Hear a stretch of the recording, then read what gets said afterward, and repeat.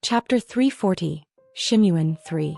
The address written in the note was located in a prestigious neighborhood in Larupa Island, an area known for its high land prices. Unlike other regions bustling with activities and people, this neighborhood exuded an air of elegant tranquility. However, it was only a facade. Many gladiators lived in the opulent districts of Larupa Island, where the Colosseum was located, and there were also numerous mansions owned by nobles. As a result, the paparazzi that Seal warned about was hiding in every nook and cranny of the streets. However, such scrutiny posed no major problem for Eugene's group. Unless they were attempting to sneak into the heavily guarded mansion of the monarch, they could march around as they liked. The gazes of the paparazzi hidden in the darkness were nothing. They had no need to rely on Sienna as well. Even Eugene's magic could easily deal with such nuisances. Surprisingly, the mansion where Seal resided was not overly large. It was similar in size to the manor Eugene had lived in his hometown of Jadal. Well, it's not like she's living here long-term and she's only with Lady Carmen and Desra. It was more than enough space for 3 people. Although the security was present, they didn't look like knights. Eugene's group easily evaded the guards' watchful eyes and climbed over the fence. There was no sign of a garden. Instead, a well-worn training ground spread out before them. Just by glancing at it, Eugene could tell how frequently and extensively it was used. He recalled Seal's appearance during the afternoon match. Her steps had been light and fluid, just like flowing water. Eugene smiled with satisfaction as he imagined Seal's movements from the footprints on the training ground. The mansion had 3 floors. When Eugene glanced up, he saw that all the windows were shut and curtains drawn. The back door was locked as well, but that wasn't a major issue. Eugene placed his hand on the locked doorknob and recited a spell in his mind. The door opened without making any sound. Sienna watched Eugene's adept use of magic with a proud smile.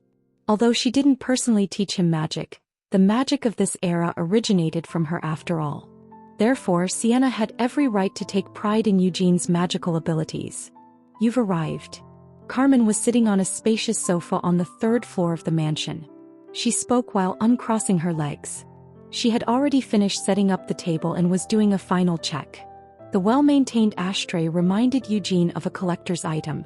Carmen had adjusted the angle of its placement slightly to her liking.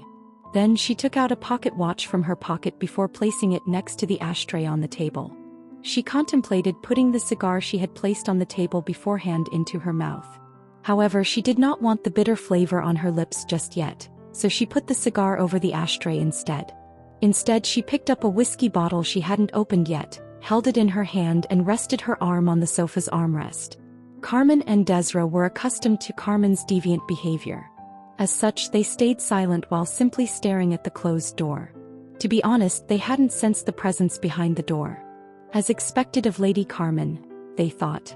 Sometimes she did incomprehensible things, but Seal and Desra still admired Carmen. She was an outstanding figure, genuinely deserving of their respect. "Blood Lion," said Carmen as the door opened. Eugene immediately stiffened and froze in place while entering the room. "Dragon Slayer." It was perfect timing. With the cigar between her lips, Carmen raised her head to look ahead. However, it was now Carmen's turn to have a stiff expression. She was familiar with the woman standing right behind Eugene. It was Christina Rogerus. Carmen had seen her a few times before and was pleased to see her. However, who was the woman with the black hair? Although her hair was a different color, the stranger's green eyes and face resembled Mare quite a bit. No, it wasn't a simple resemblance. It felt as if Mare had grown and aged. "Lady Sienna." Shocked by the truth, Seal stood up from her seat. Even though Desra didn't understand why the wise Sienna's name was mentioned here, she stood up following Seal's action. Carmen, too, finally put down the cigar she was holding in her mouth. All eyes turned towards Sienna. "Huh." Sienna enjoyed the reverence directed at her. With an elegant gesture, she lightly touched the back of her head, and her black hair turned violet. "Yes, it's me. The wise Sienna Meridian," Sienna said before gracefully walking into the room and taking a seat on the sofa. "Doesn't it remind you of the phrase, 'birds of a feather flock together'? If Hamel could do it, he would puff out his chest and put on a show like that as well." Anise sniggered to Christina. "Sir Eugene is a noble figure whom anyone would acknowledge." "Yeah," came Anise's sarcastic remark. "Noble?" Even though she could think of dozens of retorts, Anise chose not to say anything. I'm not a difficult person, so sit comfortably. What are you all doing behind there? My successor Eugene, come sit beside me. Yes, Lady Sienna. Everyone sat down. Carmen still held the whiskey in her hand and the cigar lay on the table. Her unchanging attitude brought Eugene a sense of relief. It's been a while, said Eugene. Blood Lion, Dragon Slayer, responded Carmen. You've already said that, Eugene stated. No amount of praise is enough. Remember, Eugene, all your titles were bestowed upon you by me, Carmen Lionheart, the Silver Lion. Carmen looked genuinely proud and pleased with the fact. That's Carmen Lionheart, Sienna thought as she examined the other lady. She maintained a young and beautiful appearance, but by age she could be considered to be Gilead Lionheart's aunt. Even so, she's still 200 years younger. It was an unpleasant fact she didn't want to dwell on. Sienna immediately ceased thinking and focused on the cigar on the table. You can light it if you want. I don't care, said Sienna. Yes, Lady Sienna, answered Carmen. You can speak freely, added Sienna. How could I do something like that? In this aspect, Carmen had more common sense than Melkith. Carmen politely refused Sienna's suggestion before putting the cigar in her mouth. Then she took out a lighter from her pocket. The lid of the lighter opened, emitting a clear sound. The lid closed again. The lid opened once more. Question mark. There was silence in the room except for the clicking sounds of the lighter. Eugene and Christina were accustomed to seeing Carmen do this multiple times, but Sienna wasn't. Sienna couldn't understand why Carmen was doing that. Could it be that the lighter was out of fuel? It was the most natural thing to think, so Sienna flicked her finger to produce a spark. Whoosh. The spark ignited the cigar in Carmen's mouth. Pooh. Although she always kept the cigar in her mouth, Carmen Lionheart had only lit it once when she was very young. She had not known any better at the time, and after deeply inhaling the smoke once, she had decided to never light a cigar again. Her mouth filled with smoke as she inhaled. Carmen was shocked. She turned her head to the side and spat out the cigar, along with the breath she had taken. Ah, it's hot.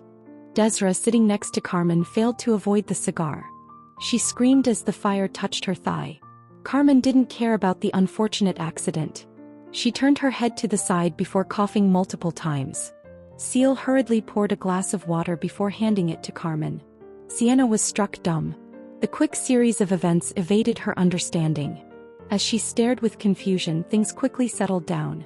Although the cigar had left a small hole in Desra's pants, Christina had healed the burn wound. Carmen had also cleared her mouth of the bitter taste with water. I'm fine without the light, said Carmen while glancing sideways at Sienna with a reproachful look. Right, responded Sienna. She nodded while feeling apologetic. It felt as if she was responsible for the mess. After checking that the bitter taste was gone from her mouth, Carmen once again took out a cigar from a case before putting it in her mouth. Once again, Carmen's actions evaded Sienna's understanding. Sienna stared and blinked a few times with her mouth agape. Noticing her confusion, Eugene leaned in and whispered in her ear, "Let her be." "Why is she doing that?" asked Sienna, thoroughly perplexed. "Because that's just how she is. Just let it go." Sienna still could not understand. However, Carmen was confident. She didn't feel the slightest embarrassment about her actions. With the cigar in her mouth, Carmen repeatedly opened and closed the lighter before opening the lid of the whiskey she was still holding in her hand. Glug glug glug. Of course, Carmen didn't drink the whiskey. She poured the whiskey into the glasses on the table before standing up. However, she quickly realized that there were not enough glasses for everyone. There was a display cabinet on one side of the room. Next to many unopened bottles of alcohol, there were several fancy glasses. Ahem. While Carmen was focused on choosing a glass, Seal let out a dry cough. Similar to Sienna, there were several things Seal didn't understand about the present situation either. "It's an honor to meet you, Lady Sienna. I'm Seal Lionheart. I'm Desra Lionheart." Desra also bowed her head, covering the hole in her pants with her hand. Sienna moved past her confusion and changed her expression. "Yes, right. You don't have to be overly polite," Sienna said. Seal raised her head and looked straight ahead. Seated opposite were Eugene, Christina, and Sienna. She could understand why Christina and Eugene were sitting so close. But the proximity between Sienna and Eugene bothered her. The fact that the wise Sienna had proclaimed Eugene as her successor was well known. In other words, the relationship between the two was that of a master and her disciple. Given their relationship, it was understandable that they were close, but was it ethically right to be so physically intimate that their bodies would touch like that? Was it possible that such a thing was simply how things were 300 years ago? Both Lady Sienna and Saint Christina are here with Eugene. Is it because of the Abyssal Princess? Seal asked, capturing the three seated across in her sight. They had even put on disguises. He had a hunch that it might be so. Other than that, what reason could they have for coming to Shimuin? The three of them weren't just three regular people. One was a legendary archwizard from 300 years ago, one was the saint, and the other the hero of the current era. That's right, Eugene nodded without denying Seal's question. Indeed. Seal stroked her chin and fell into thought for a moment. Are you here to investigate the situation and gather information? Or to kill? Eugene replied bluntly. Just like that. Don't you think it's too reckless? I believe I have enough power. And more importantly, I have a debt to repay, he added. Sienna's lips curled up into an insinuating smile at his words. While Eugene also had a karmic connection with Iris from his previous life, it wasn't comparable to Sienna's. Seal slightly shrank back when she felt the atmosphere surrounding Sienna. The Abyssal Princess, Carmen said as she returned with two glasses in her hands. She placed the glasses in front of Sienna and Christina and poured the whiskey in an elegant fashion. She tilted the bottle to allow the liquid to flow from a high position as if the whiskey were wine. There was only one reason why she was handling herself in such a fashion. It looked cool. Let's swap, Christina. Is something wrong, sister? You might not know since you don't enjoy alcohol, but the whiskey Carmen is pouring now is an extremely rare one. It's a nostalgic drink that I occasionally enjoyed during my time alive. Please calm down, sister. Quickly. Christina changed places with her. Anise immediately picked up the glass, which was filled to the brim with whiskey, and gulped it down in one go. Her hearty display froze Carmen in place for a moment. One more, Anise said happily. What taste was she enjoying from this unpalatable bitterness of a liquid? With that question in her mind, Carmen poured another glass of whiskey. However, as soon as the glass was filled, it was emptied immediately. In the end, Carmen gave up and placed the entire bottle in front of Christina. The Abyssal Princess, Carmen resumed speaking, starting again from the beginning. She placed the cigar she had put in her mouth back on her finger before continuing her words. A few years ago she was called that, but now in Shimuin Iris is known by a different name. She is referred to as the Pirate Empress. Until the Night March, the fleet under Iris' command had been just a few dozen ships. But now there were well over 100 pirate vessels gathered under Iris' name. As such, people in Shimuin feared Iris and started calling her the Pirate Empress. Even so, they're only pirates, Sienna snickered. If those vermin were somewhere other than the Salgalta Sea, we wouldn't have bothered hiding our identities. We would have swept in and attacked as soon as we arrived. 300 years ago she had been known as Sienna of Disaster. Befitting her alias, Sienna had caused multiple disasters during the war with the demons. Hundreds of pirate ships. Sure, but they were still pirates. How strong would they be compared to the demon folks?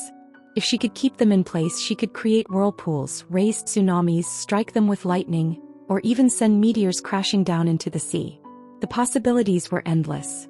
However, the only problem was that Iris was active in the Salgalta Sea, a place located far away, one that restricted magic. It was still uncertain how much the Salgalta Sea's notorious bindings could restrain Sienna, but she was determined to be as cautious as possible in her plan to kill Iris. She would absolutely never give Iris any chance to escape. There would not be a second chance. She was determined, without a doubt, to kill Iris. Eugene and Anise agreed. They had witnessed various hells connected with the sinister dark elf Iris. They had seen burning mountains, forests, and fields, as well as the screams of the captured elves she used as bait. They had experienced the relentless ambushes by the dark elf rangers hiding in the darkness. Elves lived for a very long time, and dark elves lived as long as elves. If she made up her mind to hide, Iris could hide for dozens or even hundreds of years to come. What Eugene's group was most wary of was the possibility of Iris hiding on some uninhabited island in the southern seas where nobody could find her for decades or centuries. Carmen Lionheart, I heard that you and Eugene fought Iris together in Kiel. It was unfortunate that she got away. I could not kill her because I was lacking, responded Carmen. I'm not here to reprimand you. On the contrary. Would you find it offensive if I said this? Well, I'm glad you and Eugene failed to capture her. Thanks to that, I have the chance to kill that damned wench with my own hands. Sienna's words were laced with clear hostility. Carmen nodded as she felt her skin tingle. But, Lady Sienna, the Salgalta Sea is very distant. There are no ships that go there, and even if you were to buy a whole ship, finding a crew willing to sail all the way to the Sea of Death wouldn't be easy, Carmen said. I know about the infamy of the Salgalta Sea. That bizarre sea not only restricts magic, but it's also hard to reach, right? That's why we came to ask for help, said Eugene. Carmen smiled slyly as she turned towards him. What kind of help are you referring to? Do you want to borrow the silver lion's fangs and claws? Or perhaps the thorns of the white rose? Or... Carmen glanced at Desra. She didn't have a fitting nickname yet. Do you want to borrow the gleam of the black pearl? And so she made up a nickname on the spot. What did it mean to borrow the gleam?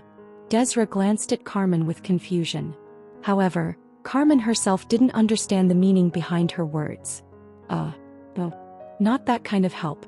I want to meet with Sir Ortis, Eugene replied with an awkward expression. I've had a chance to talk with Sir Ortis during the night march. I understand what you're getting at. Do you mean to lead a naval fleet and attack the Abyssal Princess head-on? Asked Carmen. That's something I'm considering, but if I bring a fleet, Iris might escape or hide. I'm thinking of borrowing a few ships from Sir Ortis for now, said Eugene. Ships. A merchant ship or a trade vessel. One magnificent enough that Iris would want to plunder. Two immediate ideas came to Eugene's mind. One was to charge into the Salgalta Sea and the other was to lure Iris out. If they chose the latter, they would undoubtedly need large, attractive ships for Iris to attack. The Empress already has too many underlings. She rarely leaves the Salgalta Sea. She merely sends her pirate ships out for plunder, explained Carmen. We can lure out her underlings. We can try sneaking onto their ships, said Eugene. There are other ways, Seal spoke up.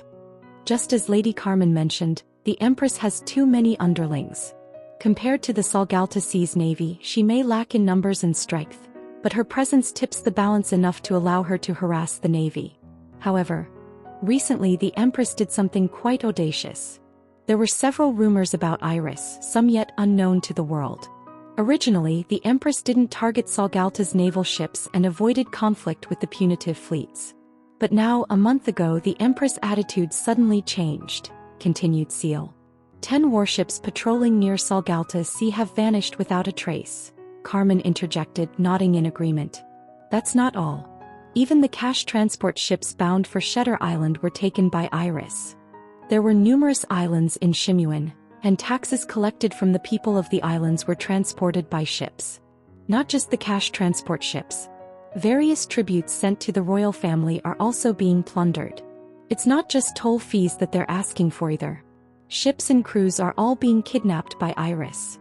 It had not been so bad when Ortis had previously mentioned Iris' exploits to Eugene. Iris had avoided conflicts with the naval fleets and had only raided civilian ships and trade vessels. It's shameful. That's why the royal family concealed all the facts, said Carmen. But they can't do that anymore, Seal chuckled, shaking the glass. If they continue to stay silent, the Dwarf Guild will start protesting. Dwarves. Eugene's eyes widened in surprise at the sudden turn of topics. Chapter 341. Shimuan 4. Shimuan was the country with the largest population of dwarves on the continent. The expert artisans of the race were skilled and meticulous in their craft, and they despised living in bustling human cities like any other race. Thus, the Shimuan royal family gifted an entire island to the dwarves as a dominion. In reality, it was to prevent other countries from snatching away the dwarves and to ensure the dwarves stayed in Shimuan. Whatever the reasons, the decision ended up satisfying both parties. The Hammer Island, a paradise exclusively developed for dwarves, was an island chosen by the dwarves themselves and had been tailored to their preferences for centuries. Every month, Vast amounts of resources such as beer, minerals, and blueprints for commissioned equipment were transported to Hammer Island. The skilled dwarves on the island crafted the requested equipment to perfection and sent them back on the transport ships. Normally, trade with dwarves happened in such a fashion. However, in rare, truly important cases, dwarves themselves boarded the ships and came to the mainland. A fortnight ago, the finest dwarven artisans, those who could be considered master craftsmen, boarded a ship departing from Hammer Island to Shutter Island. The Violent Tide Knights, representing Shimuin, led by Ordus Hyman, were all equipped with top-grade exits. Exits boasted excellent performance and abilities, but they also required regular maintenance. 10 dwarven artisans and 10 apprentices were aboard the transport ship. Only a total of 20, but they could be considered the essence of all the techniques on Hammer Island. Also, various goods crafted by the dwarves were on board as well, said Seal as she explained the situation. The journey from Hammer Island to Shutter Island required a 4-day voyage. However, they had lost communication with the transport ship 2 days after departure, and the ship had not arrived yet. The value of even a single dwarf artisan was priceless and couldn't be measured in terms of money. Dwarves with extraordinary skills were indeed like geese laying golden eggs. With 10 such dwarves and apprentices, along with the various products from Hammer Island, the ship had been thoroughly protected. A unit of the Violent Tide Knights had been present, along with their commander who was ranked 4th in Shimuin, as well as dozens of high-ranking wizards, including those of the Sixth Circle and hundreds of ordinary soldiers. In the first place, the presence of a ship bearing the national flag of Shimuin alone should have deterred any pirate ships. "The Empress has really crossed the line," Carmen said while opening and closing the lighter's lid. "With the involvement of the dwarf race, Shimuin can no longer tolerate the Empress raids." The royal family was pretty desperate for the dwarves to stay in Shimuin, enough to give them an entire island under their own control. "Dwarves are a cost-effective race," Sienna muttered. Everyone turned to look at her in surprise. She just smirked in response. "Why do you all look at me like that? Oh, do young folks these days not know much about dwarves?" she asked, half surprised. "No, we do know. Look, dwarves, in essence, are a bunch of ugly landlubbers who prefer not to roam the world. Their faces are covered in dirt, and their bodies reek of sweat and stale beer mixed with the smell of tobacco. Their beards are tangled and unkempt, home to all sorts of bugs." Sienna sighed and pinched her nose as if she were imagining the stench. She continued, "But their craftsmanship is unquestionably impressive. Half-baked dwarven goods can rival those meticulously crafted by master human artisans. Moreover, dwarves have little materialistic desire. They are reluctant to sell their skills for money. They live carefreely, either feasting on endless beer or creating masterpieces if given materials that excite them. That's why dwarves are a cost-effective race." In other words, this kingdom is making the most out of dwarves. They gifted them a small, distant island as a dominion. It might be a beautiful vacation spot with clear skies and picturesque seas. But it wouldn't be an enormous loss for the kingdom, as the clients would provide the materials for the production requests. Moreover, they could charge hefty commissions. As I said, dwarves are not money-hungry, so Shimuin could take a huge cut of the commission in exchange for things like barrels of beer or whatever. Sienna continued with her remarks about dwarves. Her words were laced with disdain. Everyone stared at her, their mouths agape. It couldn't be helped. Although Sienna was human, she grew up among elves, and elves and dwarves were two completely opposite races with a long history of discord. "Who did you hear those words from, Lady Sienna?" My older brother told me. Also, I did see dwarves a couple of times 300 years ago. What I said wasn't entirely wrong, you know. I still remember. I requested a few daggers from them and they complained about why a lousy wizard would be swinging a sword." Sienna recalled distant memories. Her face expressed a nostalgic sentiment. Of course, Hamel was by her side back then and Eugene knew the whole story very well. In the end, the dwarf took a solid beating from Sienna, who had not used her magic and begrudgingly endured the inconvenience to craft her a set of daggers. He had received 3 barrels of beer as payment. Well, it's not to that extent for the dwarves these days," Seal said tentatively, trying to shake off her shock. She could not believe she had heard such a strong racial prejudice from the wise Sienna. "Most dwarves do live on Hammer Island, but that doesn't mean there are no dwarves on Shutter Island. There was a dwarf guild on Shutter Island.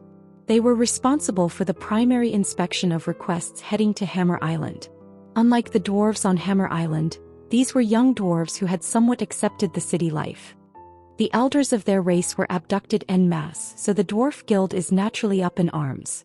They have already declared a strike against all orders from the royal family. If the royal family doesn't rescue the artisans, they'll continue the strike against all customer requests and hold protests. Seal explained the dwarves' current situation. The threat of Iris raids had already grown beyond salvageable measures. The fault lay with Shimuan. The kingdom had relinquished its chance to restrain Iris. In other words, Eugene, if you intend to kill the Empress, now is the opportune moment, Seal said while turning to look at Carmen. In any case, Sir Ortis has been requesting help from Lady Carmen recently. Help? Asked Eugene. It's quite obvious. He's asking Lady Carmen to join the expeditionary force against the Empress.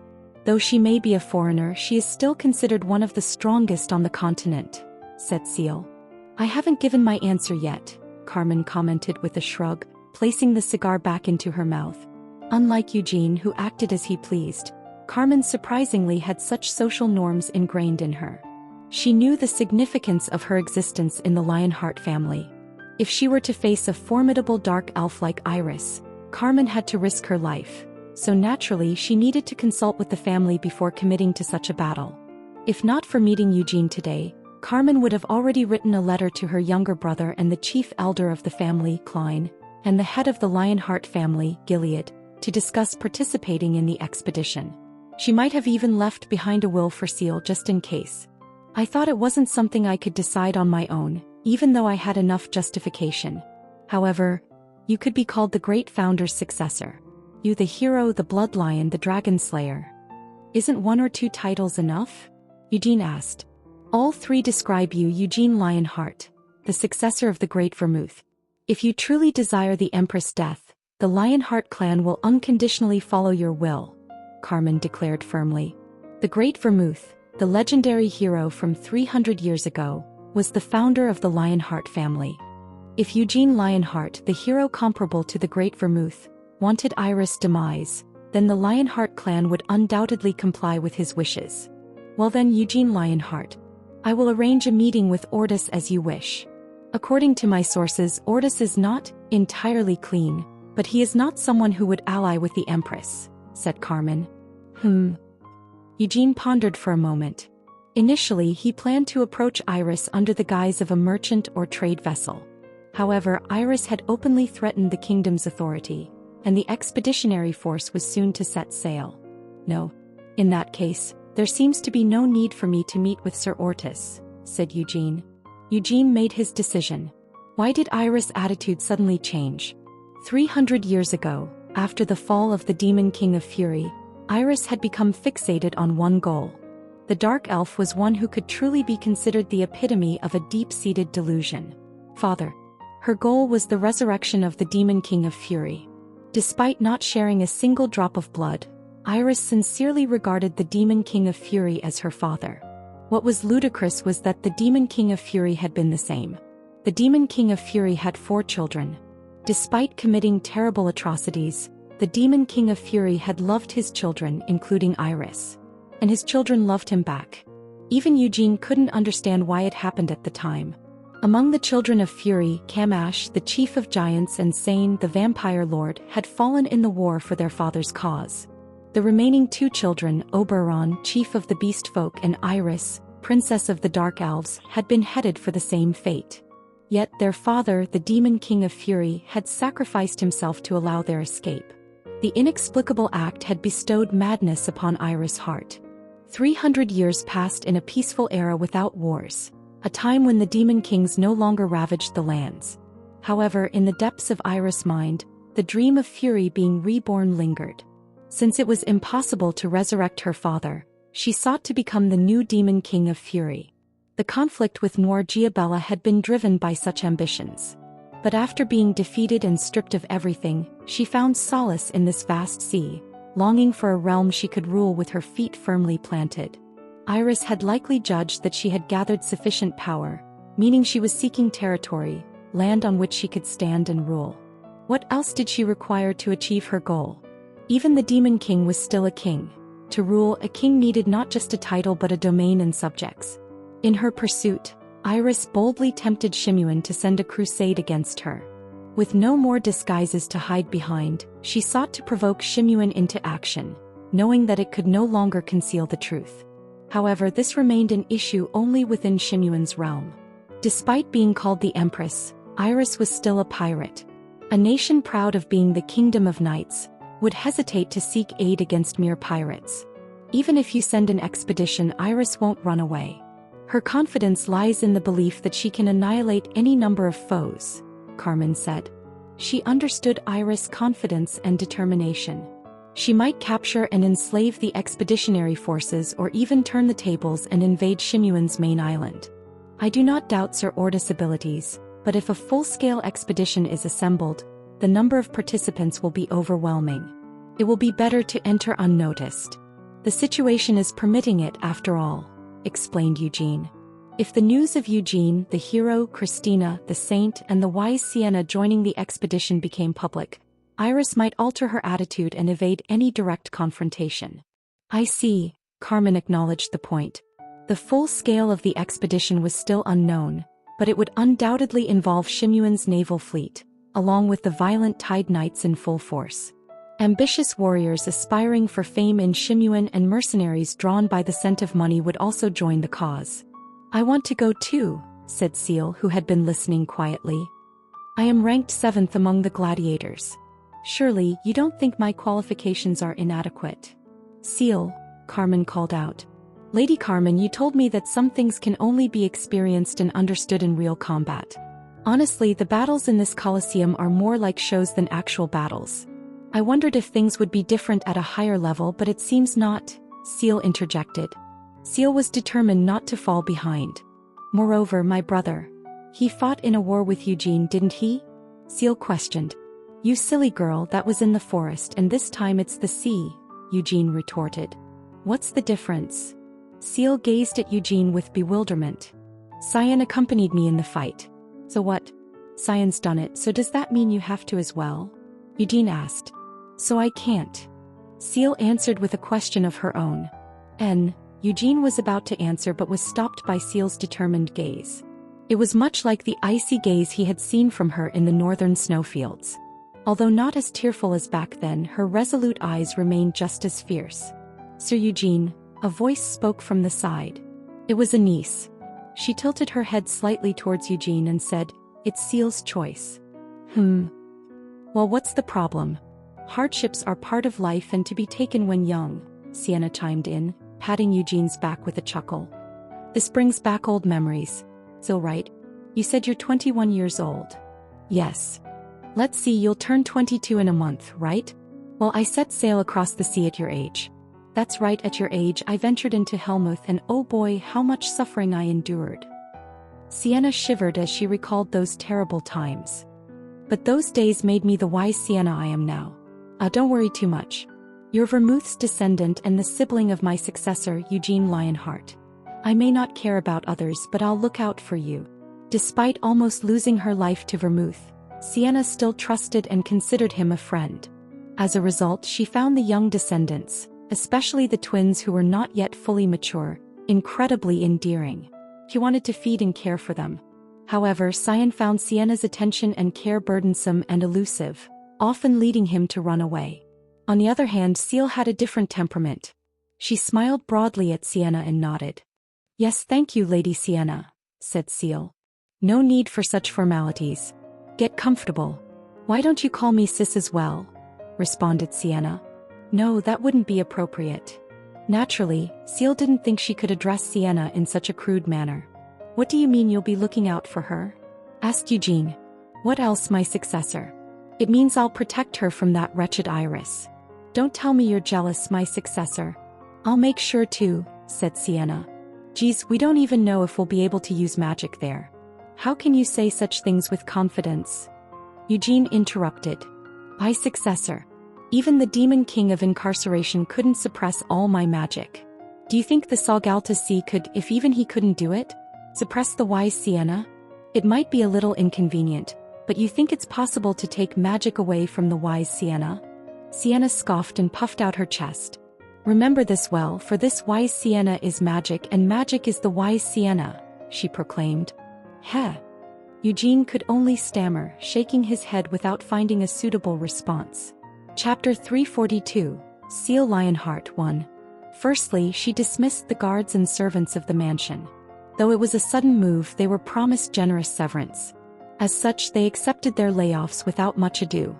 Having emerged victorious in yesterday's match, Seal had racked up enough points to challenge higher-ranking gladiators. As such, she publicly announced that she would train in a secret place for the upcoming ranking tournament. Of course, Seal had no intention of preparing for the ranking tournament. There was no way it would take place anyway. Though not yet known to the world, it wouldn't be long before the formal announcement of the Pirate Empress subjugation was made public, with the Dwarf Guild actively pressuring for it. Most likely, other top-ranked gladiators would participate in the expedition as well. Ranked first was Ortis, the commander of the Violent Tide Knights. As the strongest and most exceptional knight in Shimuan, Ortis would have no choice but to lead the expedition whether he liked it or not. Ranked second was not a knight but a mercenary, Ivik Slad, the leader of the Slad mercenaries. He was known as the Mercenary King. There was no way such a formidable figure who actively sought out wars would miss such a large-scale event. From what Seal gathered, none of the high-ranking gladiators, including the 6 ranked above her, were reluctant to participate in the expedition. Everyone would be present except for the one ranked 4th, who was speculated to be dead or kidnapped by Iris. Phew. Seal wiped the sweat off her forehead. She had never turned down training, not even when she was with the Lionheart clan in the Black Lion Castle. However, the new curriculum she had developed since joining Shimuan was undoubtedly far more rigorous than her previous training. Even Carmen, who had adjusted the curriculum, seemed taken aback, and Desra, who had started with her, had left trembling after failing to last for more than 4 days. However, for nearly a year now, Seal hadn't once shied away from the demanding training. The training grounds of the mansion weren't that harsh an environment and allowed her to gradually increase the intensity while squeezing every bit of strength and spirit. Possibility. With her body and spirit immersed in training, her mind wandered with many thoughts. She thought it was highly likely that the expedition would lead to the death of the Pirate Empress. She honestly didn't see much chance if the expedition were composed solely of Shimuan's warriors. However, with Carmen, Eugene, Christina, and even the wise Sienna joining the expeditionary forces were elevated to another level. But what about me? Seal released the sword she was holding, exposing her rough palms. She used those hands to gently wipe her body, which was dripping sweat like rain. She didn't want to think of herself as insignificant or small. But right now she couldn't help but think that way. Seal Lionheart. She was a descendant of the renowned Lionheart lineage. She was the disciple of the Silver Lion, Carmen Lionheart, and the youngest Black Lion.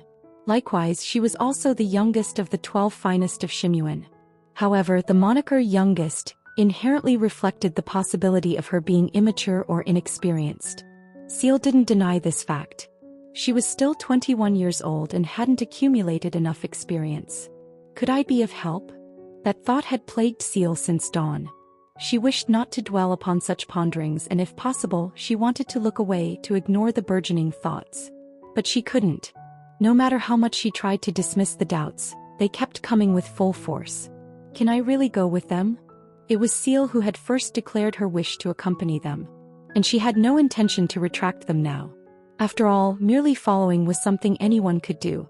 As for the dangers, if one stayed concealed well enough, perils could be evaded. But Seal's desire wasn't so simple.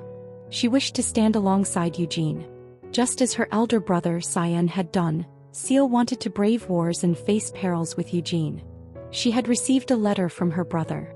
It had been filled with tales from the Samar forest, but more than her brother's exploits, the letter mentioned Eugene's prowess and strength. Seal envied her brother. In the end, Cyan fought alongside Eugene, achieving victory and growing into a formidable warrior. Through this, he showcased his achievements to Eugene and received recognition. For as long as she could remember, or perhaps since the very beginning, this had been the relationship between Eugene and the twins. Though the 3 of them were of the same age and siblings, they had never stood on equal footing. It had been natural for Cyan and Seal to follow behind Eugene and seek his acknowledgement for their hard-won achievements. "You've improved quite a bit." Seal had never taken offense to that remark. On the contrary, hearing it felt good, as if the vast chasm between them lessened with each word of praise. But such were the tales of their youth. A child's ambitions differed from those of an adult, both in magnitude and direction. Seal was no longer the same child. In that barren, snow-covered land, when she had bawled her eyes out, Seal had come to realize that she was no longer the little girl who would simply beam with joy from Eugene's praise. Useless thoughts. A voice called from above. Seal looked up while wiping the sweat from her palms. If it were in Kiel, the last month of the year would greet them with snow or biting cold winds. But in Shimuin, even December was marked by a scorching sun. Under the brilliant sky, her vision slightly narrowed against the harsh sunlight. She caught sight of Eugene. He was leaning halfway out of a window while observing her. "I can sense your distractions," said Eugene. "What on earth are you on about?" asked Seal. "Are you pretending not to know, or do you genuinely not know? If it's the latter, I'd be quite disappointed." His voice was filled with mischief. Pouting, Seal used her foot to kick up the sword from the ground. "Just lost in thought for a moment," she grumbled while catching her sword mid-air. Eugene grinned, leaning even further out from the window. "Can you afford to show yourself like this?" asked Seal. "What's the problem with it?" said Eugene. "You wanted to stay hidden, remember? Though I fired all the guards and servants, my mansion is still under the watchful eyes of the paparazzi, isn't it?" reminded Seal. "Don't worry about it," said Eugene. Sienna had already set up various spells throughout the mansion and its periphery from the morning. Even the famed tower heads of Aroth wouldn't be able to peer inside the mansion's walls. "This magic sure is handy, isn't it?" commented Seal. "Why? Regret not learning it yourself. Too late now. At least I've honed my sword skills. If I'd dabbled in magic and wasn't destined for it, I'd have been worse off." Seal smirked while lifting her shirt to reveal a chiseled abdomen to Eugene, who quickly turned his head, caught off guard. It wasn't weird for Seal to wipe off her sweat using her shirt. But right now she was clearly doing so with a specific intention. Seal felt a cheeky sense of satisfaction when she noticed Eugene's momentary embarrassment. "Acting like this at your age?" said Eugene. "What's the problem?" "You never cared when we were younger," retorted Seal. "When did I ever?" "Reveal your skin like that after sweating and you'll catch a cold," said Eugene. "A cold? In this heat?" said Seal. "Summer colds are usually the worst," Eugene grumbled before tossing a dry towel to Seal, who caught it effortlessly, all while gripping her shirt with her teeth. "Are you trying to show off your abs?" asked Eugene. His half-averted gaze caught Seal's abs glistening from the sweat and he remarked, "Sorry, but my abs look better than yours." "What? I'm not trying to show off. It's just hot, all right," cried Seal. That wasn't entirely true. Seal found amusement in Eugene's attempts to avoid her gaze and wanted to continue eliciting reactions. Eugene had seen enough of Seal's playful antics since they were kids. But to use one's body for such jests at this age. "Where did you learn such lousy things from?" Eugene grumbled before pointing a finger at Seal. A swift gust of wind burst from Eugene's fingertip, then swirled around Seal. The lingering sweat evaporated, and the shirt Seal had bitten onto found its way back to its proper place. After confirming her bare skin was no longer visible, Eugene locked eyes with Seal. "Keep exposing yourself like that and no one will want to marry you," he said. "What do you mean?" "It's about time you thought about settling down. I heard Cyan will be returning to Roar soon," continued Eugene. "What?" "He's planning to marry the young princess of Roar." Seal responded in sheer disbelief. The Princess Isla Roar was the daughter of the Beast King Amon Roar. Seal had encountered her once before she departed from Roar. Thankfully, Princess Isla didn't resemble her fierce ancestor Molin or her father, the Beast King, and was graced with a unique charm and beauty. She was lovely and endearing. She was a lovely and endearing girl of just 11 years. "It's not an immediate marriage," Eugene mentioned. "I've heard they're just getting betrothed for now. They'll marry when Princess Isla turns 17. To think I'll have a sister-in-law 10 years younger than me," Seal mused. "But they say she has a kind disposition, right?" "I was also kind at 11 years old," Seal smirked. Eugene recalled the younger Seal and playfully countered, I don't particularly remember you being that way. At least she's better than the Princess of Shimuan, right? Princess Scalia of Shimuan had once been a potential marriage partner for Cyan. However, the engagement had been called off when Cyan vehemently expressed his disapproval of her. Indeed, she's a better choice than that half-mad princess, Eugene agreed readily. Seal felt the same aversion towards Scalia. She remembered the scenes of Scalia mercilessly slaughtering mercenaries in the snowy plains. They had been encouraged by the nightmares induced by the Queen of the Night Demons, the resultant insomnia and stress. But none of it could justify the massacres she committed. Moreover, Seal couldn't confidently say that Scalia didn't revel in such bloodshed. Scalia's demeanor while hunting for food in the snow-covered plains had not seemed ordinary to her. Betrothal, huh? Setting aside the age of the young princess, the very idea of her older twin brother, whom she had grown up with, getting betrothed felt odd to Seal. Ahem. Walking over to the window, Seal draped the towel she received from Eugene around her neck before flashing a smile. Speaking of which, there were some marriage propositions for me as well. What? Oh, nothing formal within the family. As I said, it was something akin to a marriage proposition. Just a light suggestion, you might say. Seal was curious about Eugene's reaction and continued with a mischievous tone while leaning by the window. You actually know him. Well, you're acquainted. Who? Dior Hyman, the son of Sir Ortis. He's 23.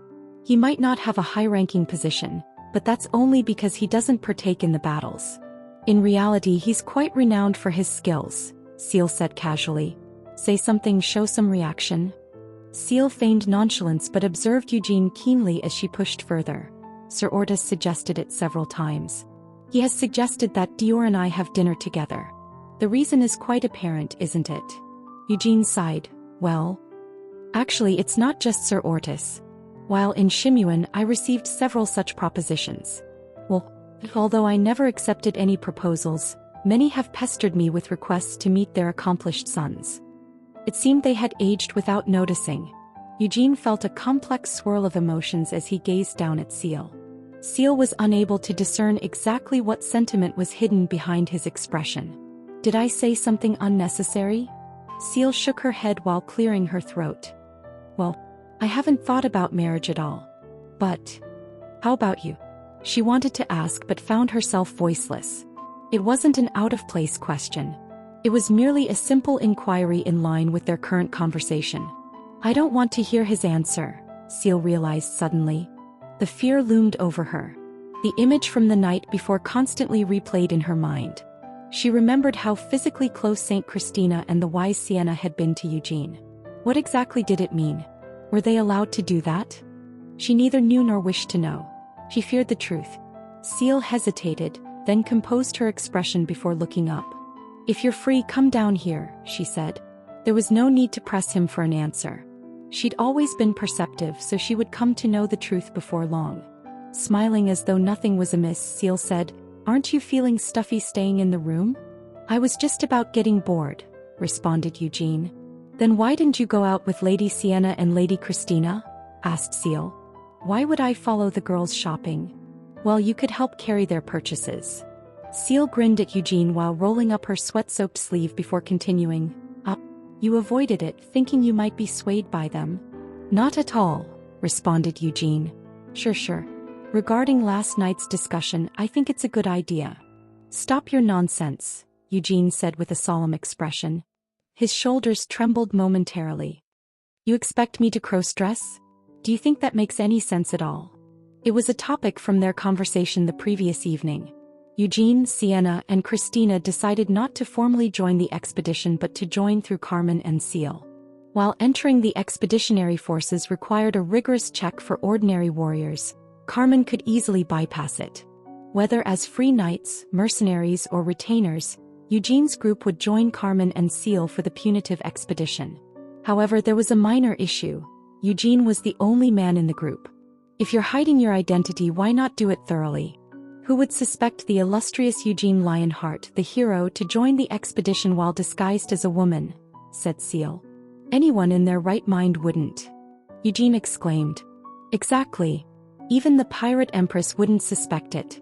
Just imagine, you in disguise as a woman and suddenly revealing yourself in front of the empress. drawing the holy sword. Seal burst into laughter when she visualized the image. If I were the pirate queen, I would be so stunned that I wouldn't even have the time to flee. Eugene pressed his lips together, unable to muster a reply. Reluctant as he was to admit it, there was a semblance of truth in Seal's words. But still, cross-dressing? Wasn't that a step too far? There's a myth from the north, Seal began, of a fierce god whose hammer was stolen by a giant. To retrieve it, the god cross-dressed and infiltrated the giant's lair, masquerading as the giant's bride. What about it? Eugene countered. Even that valiant and wild god dressed as a woman for his cause. What prevents a mere mortal like you from doing the same? Think about it, Eugene. Cross-dressing might just be the manliest act that only a man can perform. Quit your nonsense. No matter how I think of it, I don't see a need to cross-dress.